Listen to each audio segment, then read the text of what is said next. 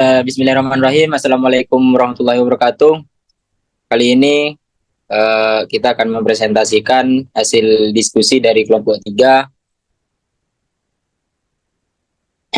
yaitu nggak kelihatan PPT-nya. Nggak tahu judulnya ini. Nggak kelihatan Tasid. Ayo, ulang lagi sekali lagi. Dasar. Sabar. Bismillahirrahmanirrahim. Assalamualaikum warahmatullahi wabarakatuh. Kali ini kita akan mempresentasikan hasil diskusi dari kelompok 3 yang berjudul analisis kelayakan finansial usaha tani jagung Sugandi Sumari, Kecamatan Sindi, Pindue, Kabupaten Donggala. Untuk mempersingkat waktu, bisa langsung oleh kawan-kawan kelompok yang lain, bisa langsung dimulai. Dipersilahkan.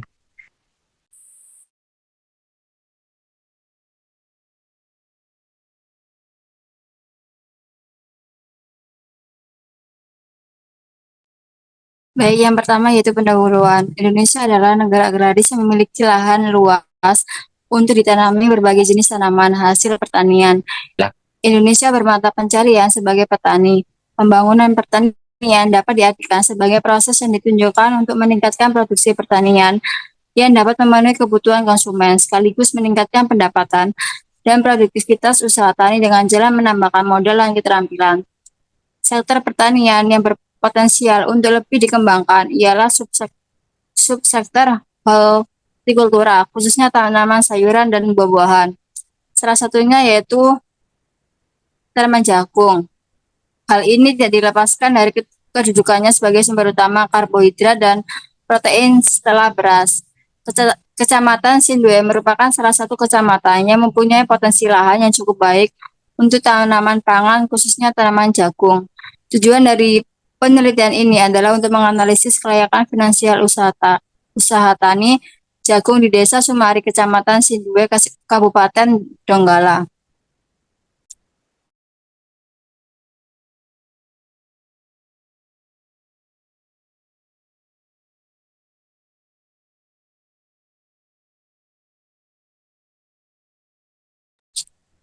Selanjutnya yaitu metode penelitian.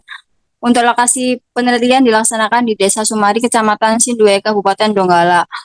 Dan untuk teknik pengumpulan data dalam penelitian yaitu berupa data primer dan data sekunder. Dan analisis data yang digunakan mengetahui tujuan yang ingin dicapai, yaitu kriteria investasi dengan menggunakan metode net present value atau NPV, net benefit cost ratio, dan internal rate of return.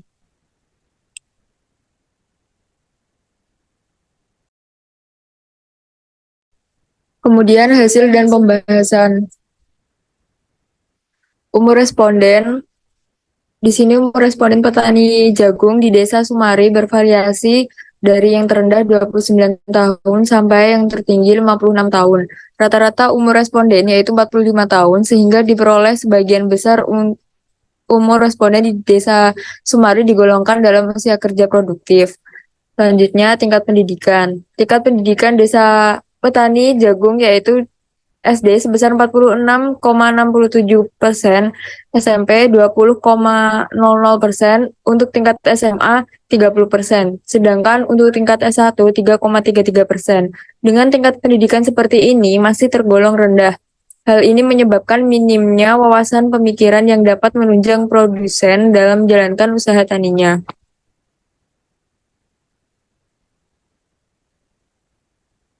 Selanjutnya, tanggungan keluarga. Jumlah tanggungan keluarga petani jagung di Desa Sumari berkisar antara 2 sampai dengan 6 orang besarnya tanggungan. Besarnya tanggungan keluarga turut berpengaruh terhadap kegiatan operasional karena semakin banyak jumlah tanggungan keluarga, maka semakin tinggi pula biaya yang dibutuhkan sehingga semakin kecil modal yang digunakan. Selanjutnya yaitu pengalaman berusaha. Sebagian besar produsen di Desa Sumari memiliki pengalaman usaha tani bervariasi. Pengalaman usahanya yang paling mendominasi adalah 8-10 tahun dengan jumlah 13 jiwa atau 41,39%, sedangkan yang terendah dalam berusaha ialah 14 tahun ke atas dengan jumlah 3 jiwa atau 9,68%.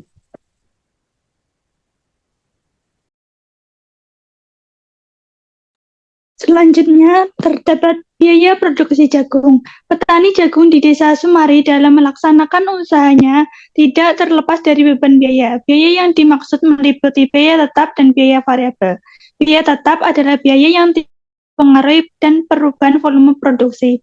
Rata-rata biaya tetap sebesar 207.166,66, sedangkan untuk rata-rata biaya variabel sebesar 1.650.667. Pendapatan jagung. Pendapatan yang dihasilkan petani jagung sebesar 4.290.378,75. Selanjutnya ada tabel net present value.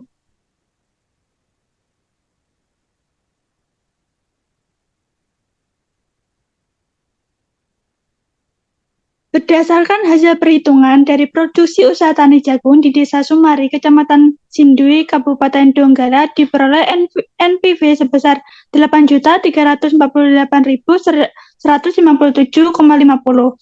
Hal ini berarti investasi pada usaha jagung di Desa Sumari memberikan keuntungan sebesar 8.348.157,50. Selama 6 tahun menurunkan nilai sekarang atau NPV yang diperoleh bernilai positif atau lebih dari nol, sehingga usaha tani jagung petani responden di Desa Sumari, Kecamatan Sindue, Kabupaten Donggala secara finansial layak atau menguntungkan untuk diusahakan. Selanjutnya ada tabel dari Internal Rate of Return atau IRR.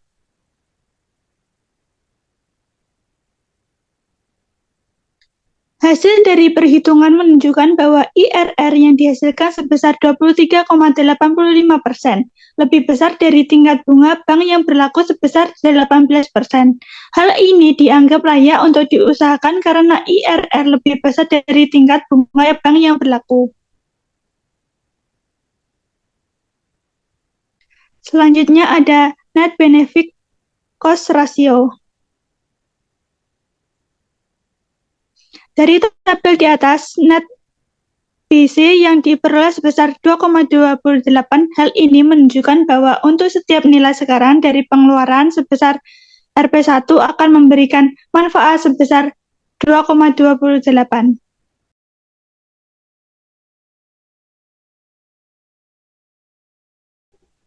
Kesimpulan, Net Present Value atau NPV diperoleh berdasarkan hasil responden sebesar 8.348.157,50, memberikan keuntungan sebesar 8.348.157,50 selama 6 tahun. NPV bernilai positif lebih dari 0. Internal Rate of Return atau IRR yang dihasilkan sebesar 23,85%. Tingkat bunga 18%, lebih besar dari tingkat bunga bank sehingga layak diusahakan. Net BC yang diperoleh sebesar 2,28. Hal ini menunjukkan bahwa untuk setiap nilai sekarang dari pengeluaran sebesar 1 akan memberikan manfaat sebesar 2,28. Saran.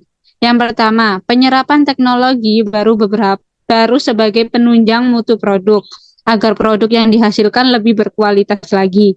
Yang kedua, daya dukung sumber daya manusia secara internal petani hendak ditingkatkan lagi dalam mengelola usaha tani, sehingga petani jagung mampu bersaing bukan hanya lokal, melainkan di luar daerah.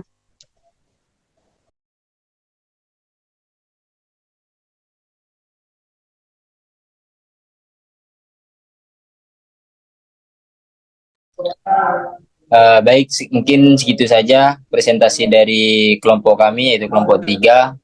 Mohon maaf apabila ada salah kata. Assalamualaikum warahmatullahi wabarakatuh.